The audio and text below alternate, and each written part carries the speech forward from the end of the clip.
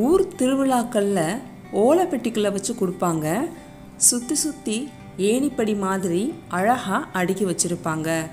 ஊரை பொறுத்து இந்த ரெசிபிக்கு பேர் மாறும்.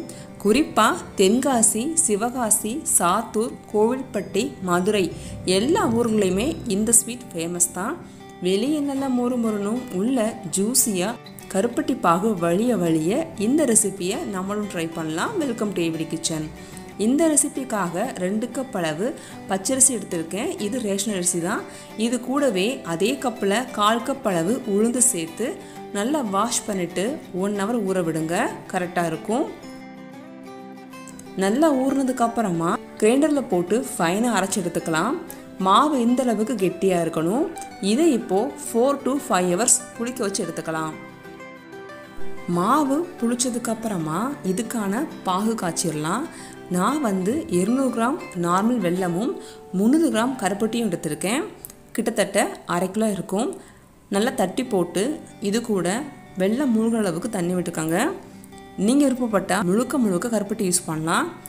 கருப்பட்டி கரைஞ்சதுக்கப்புறமா இந்த பாகை ஃபில்ட்ரு பண்ணி எடுத்ததுக்கப்புறம் நல்லா கொதிக்க விடுங்க. பாகு கொதித்து ஓரளவுக்கு ஸ்டிக்கியாக ஒட்டும். அந்த கண்டிஷனில் நீங்கள் அடுப்பை ஆஃப் பண்ணிடணும். கடைகளில் சாதாரணமாக அதிரசம் மாதிரியே மாவை இடித்து பண்ணுவாங்க. நம்ம அந்தளவுக்கு சிரமப்படாமல் ஈஸியாக செய்யலாம். புளிச்ச மாவு கூட 1/4 கப் அளவு கார்ன்ஃப்ளவர் 3 டீஸ்பூன் தண்ணி விட்டு மிக்ஸ் பண்ணிக்கோங்க. ஓரளவுக்கு கெட்டியாக இருக்கணும். நம்ம பிழிஞ்சால் மட்டும்தான் பேட்டருக்குள்ள விழுகணும். அந்த மாதிரி பார்த்துக்கோங்க. எல்லார் வீட்லேயும் ஈஸியாக பால் கவர் இருக்கும். அதனால் நான் இன்றைக்கி பால் கவர் சூஸ் பண்ணியிருக்கேன். உங்கள்கிட்ட ஐசிங் பேக் இருந்தால் நீங்கள் தாராளமாக அதை கூட யூஸ் பண்ணலாம். இதே மாதிரி ரப்பர் யூஸ் பண்ணி டைட் பண்ணிக்கோங்க. டைட்டாக பேக் பண்ணியாச்சு. இப்போது பாக்கெட்டுடைய கார்னரில் குட்டியாக கட் பண்ணிக்கோங்க. கரெக்டாக இருக்கும். எண்ணெய் லோ டு மீடியம் ஃப்ளேமில் இருக்கணும். ஓரளவுக்கு சூடாக இருக்கணும். நீங்கள் பேட்டரை பிழியும் போதே அழகாக மெதுவாக எழும்பி வரணும். ரொம்ப சூடாக இருந்தால் கலர் மாறிடும், முறுமுறுப்பு அதிகமாகிடும், பாகு உறிஞ்சாது.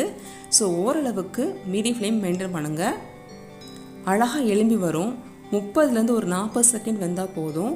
அப்படியே திருப்பி விட்டு அகைன் ஒரு 40 செகண்ட் வேக விடுங்க. போதும். அவ்வளோதாங்க. இது வெந்துருச்சு. இதை இப்போது கொதிக்கிற கருப்பட்டி பாகில் போடணும். நான் ஆல்ரெடி பாகை காய்ச்சிட்டேன்.